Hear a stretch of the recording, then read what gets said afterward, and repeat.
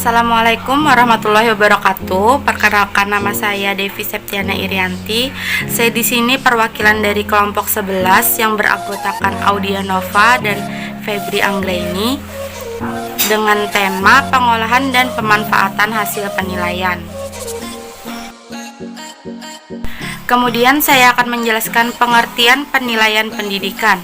Penilaian pendidikan merupakan proses pengumpulan dan pengolahan informasi untuk mengukur pencapaian hasil belajar peserta didik, mencakup penilaian otentik, penilaian diri, penilaian berbasis portofolio, ulangan, ulangan harian, ulangan tengah semester, ulangan akhir semester, ujian tingkat kompetensi, uji mutu tingkat kompetensi, ujian nasional, dan ujian sekolah atau madrasah.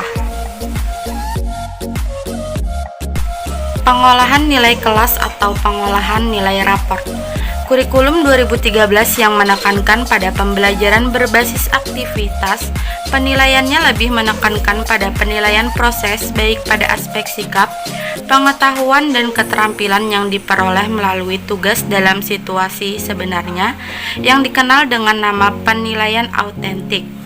Oleh sebab itu, penilaian yang berkualitas adalah penilaian yang mampu menggambarkan hasil belajar peserta didik dalam semua aspek penilaiannya. Kemudian lanjutannya, pengolahan penilaian sikap.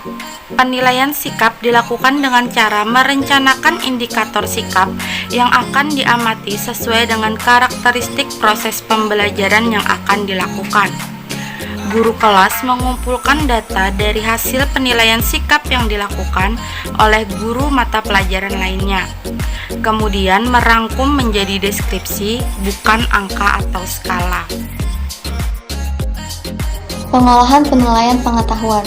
Pengolahan penilaian aspek pengetahuan dilakukan oleh guru dengan berbagai teknik penilaian dalam satu semester. Kemudian hasil penilaian tersebut direkap dan didokumentasikan pada format pengolahan nilai sesuai dengan KD dalam tema atau subtema yang dinilai. Jika satu KD terdapat beberapa subtema, maka nilai akhir KD tersebut adalah rata-ratanya dalam satu semester. Selanjutnya adalah pengolahan penilaian keterampilan. Penilaian keterampilan dilakukan dengan teknik penilaian kinerja, penilaian proyek, dan portofolio. Pengelolaan penilaian keterampilan diolah secara kuantitatif dengan menggunakan bilangan bulat pada skala 0 sampai dengan 100, serta dibuatkan deskripsi capaian kemampuan peserta didik. Deskripsi tersebut berupa kalimat positif terkait capaian kemampuan peserta didik dalam setiap muatan pelajaran yang mengacu pada setiap KD pada muatan pelajaran.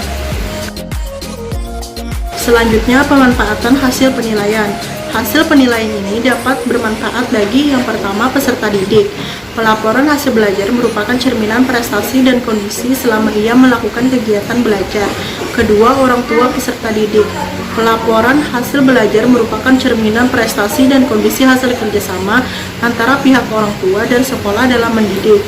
Ketiga, pendidik. Pelaporan hasil belajar merupakan cerminan prestasi dan kondisi yang dapat dicapai dalam mengimplementasikan program pembelajaran yang sudah dirancang di dalam silabus dan rencana pelaksanaan pembelajaran RPP. Oleh karena itu, dengan melihat hasil akhir beserta keterangan yang ada yang diperoleh setiap peserta didik menjadi bahan untuk memperbaiki program pembelajaran yang disusunnya sekaligus menjadi lebih profesional. Satuan pendidikan. Pelaporan hasil belajar merupakan cerminan prestasi dan kondisi layanan pendidikan dari satuan pendidikan yang bersangkutan. Oleh karena itu, hasil akhir yang dicapai seluruh peserta didik menjadi bahan untuk introspeksi dan sekaligus mencari solusi untuk mencapai hasil yang lebih baik melalui peningkatan layanan sesuai dengan standar yang ditetapkan. Pelaporan hasil penilaian. Dalam hal standar pengolahan dan pelaporan hasil penilaian ditetapkan beberapa kriteria yang meliputi: yang pertama, pemberian skor untuk setiap komponen yang dinilai; yang kedua, penggabungan skor yang diperoleh dari berbagai teknik dengan bobot tertentu sesuai dengan aturan yang telah ditetapkan; yang ketiga, penentuan satu nilai dalam bentuk angka untuk setiap mata pelajaran, serta menyampaikan kepada wali kelas untuk ditulis dalam buku laporan pendidikan masing-masing peserta didik. Yang keempat, pendidik menulis deskriptif naratif tentang akhlak mulia, kepribadian, dan potensi peserta didik yang disampaikan kepada wali kelas. Yang kelima, pendidik bersama wali kelas menyampaikan hasil penilaiannya dalam rapat Dewan Guru untuk menentukan kenaikan kelas. Yang keenam, pendidik bersama wali kelas menyampaikan hasil penilaiannya kepada Dewan Guru untuk menentukan kelulusan peserta didik pada akhir satuan pendidikan dengan mengacu pada persyaratan kelulusan satuan pendidikan. Dan yang terakhir, pendidik bersama wali kelas menyampaikan hasil penilaiannya kepada orang tua atau wali peserta didik.